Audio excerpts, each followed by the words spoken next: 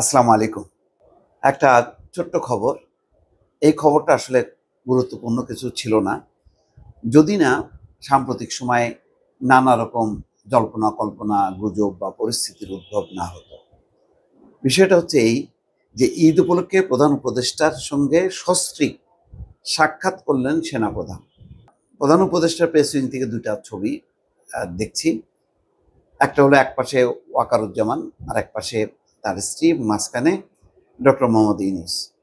একটা হলো দাঁড়িয়ে তারা ফটো সেশন করেছেন। আরেকটা ছবি আছে, সোফায় বসে আছেন প্রধান উপদেষ্টা, আর আরেক পাশে হচ্ছে ২ টা চেয়ার, সোফা।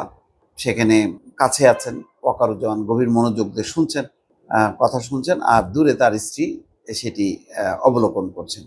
তো এই ছবি বা এই সাক্ষাৎ অনেক কিছু প্রমাণ করে বা অনেক বিশ্লেষণের দাবি রাখে। বিশেষ করে অনেকেই ধারণা যে কয়েকটা ইস্যুতে সেনাপ্রধান একদিকে, প্রধান উপদেষ্টা আরেকদিকে, বা প্রধান উপদেষ্টা একদিকে, উল্টো দিকে সেনাপ্রধান। এটার মূল সূত্রপাত হয়েছে সেনাপ্রধান তার অফিসার্স অ্যাড্রেসে বক্তব্য দিয়েছেন। সেই বক্তব্যে তিনি আবারও ওই 18 মাস সের মধ্যে নির্বাচন হবে অর্থাৎ ডিসেম্বর আশা প্রকাশ করেছিলেন, এবং অফিসার্স অ্যাড্রেসও তিনি ওইটার পুনরাবৃত্তি করেছেন। আর দুটি বিষয় বলেছেন, বন্দর এবং করিডোর বিষয়ে বলেছেন যে এটা অত্যন্ত গুরুত্বপূর্ণ, স্পর্শকাতর বিষয়। এটা নির্বাচিত রাজনৈতিক সরকারই সিদ্ধান্ত নিতে পারে, এই অন্তর্বর্তী সরকার না। এই কথাগুলো প্রচার হবার পর তখন মনে হয় যে সরকারের বিপরীত দিকে চলে গেছেন সেনাপ্রধান, এবং আর একদিকে প্রধান উপদেষ্টা। এবং প্রধান উপদেষ্টা সর্বশেষ ভাষণেও কিন্তু সেখানে ডিসেম্বর নেই, আছে সেই এপ্রিল। আবার বন্দরের ব্যাপারে বলেছেন, খুব কঠিন ভাষায় বলেছেন যে এই বন্দরের ব্যবস্থাপনা বিদেশিদের হাতে দেওয়ার যারা বিরোধিতা করছে তাদেরকে প্রতিহত করতে হবে। খুব কঠিন ভাষা। করিডোরের বিষয়ে বলেছেন অবশ্য যে এটা মানে চিলে কান নিয়ে যাওয়ার গল্পের মতন, এটার কোনো ভিত্তি নাই। যদিও গোয়েন লুইস, জাতিসংঘের আবাসিক প্রতিনিধি, সেদিন এক অনুষ্ঠানে বলেছেন যে এটি জাতিসংঘের কোনো বিষয় নয় এবং জাতিসংঘ এটা নিয়ে কোনো ইন্টারেস্টেড না। এই ধরনের করিডোর হচ্ছে দুটি দেশের সম্মতির ব্যাপার, দুটি দেশের আলোচনার বিষয়, তারপরেই এটা হইতে পারে, কিন্তু এখন সেই পর্যায়ে নেই।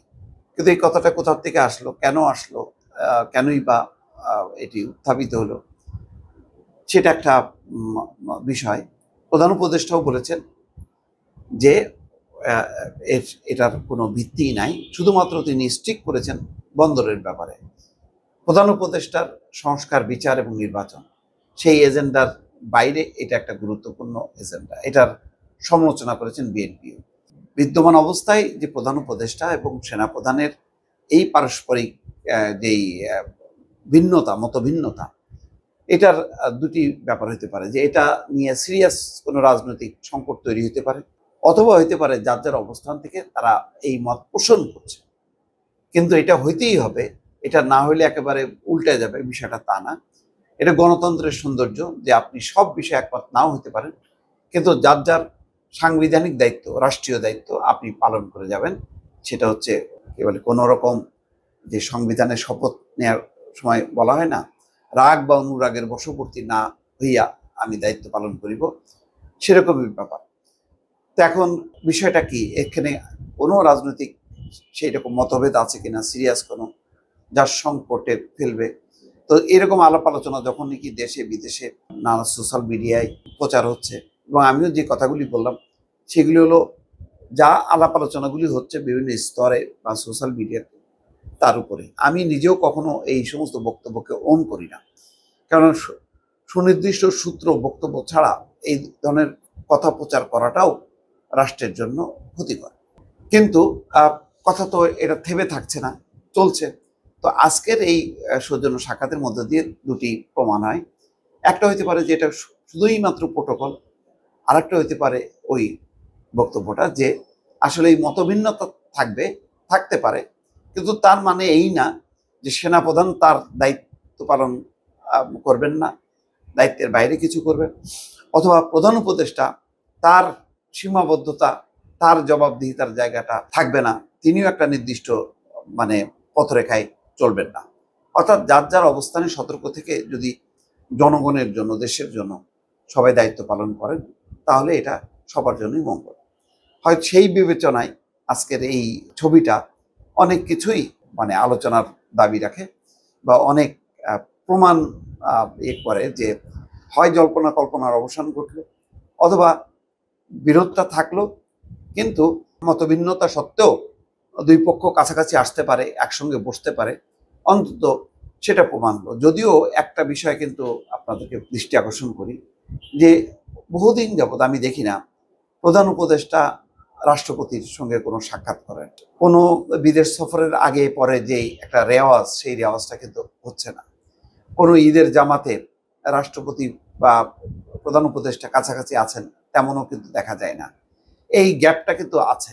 এটা ছাড়া বাকি যারা আছে তাদের মধ্যে মতভিন্নতা আছে, কিন্তু দেখা যাচ্ছে যে পরস্পরে যার অবস্থান থেকে কাছাকাছি অবস্থানে থেকে তারা কথা বলছে, আবার বিরোধিতাও করছে।